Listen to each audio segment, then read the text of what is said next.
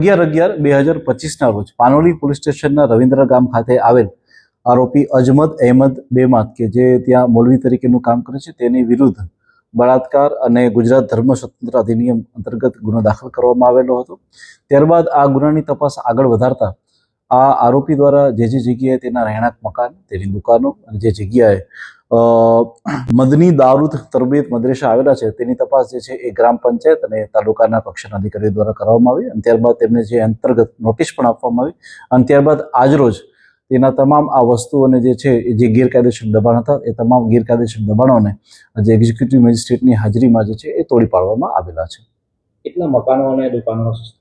એ લોકોનું જે રહેણાંક મકાન જે હતું એ કે જે એમના ખુદના નામે હતું અને ત્યારબાદ એમની જે દુકાનો હતી કે જેની આગળના ભાગ અને જે બાકીની વસ્તુ ગેરકાયદેસર હતી કે જે દબાણમાં તેને અને ત્યારબાદ મદની દારૂ તરબિયતના જે આગળનો ભાગ કે જેણે ગેરકાયદેસર રીતે બનાવેલો હતો આ તમામે તમામ વસ્તુઓને આજે રોજ જે છે એ આજે તોડી પાડવામાં આવેલા છે।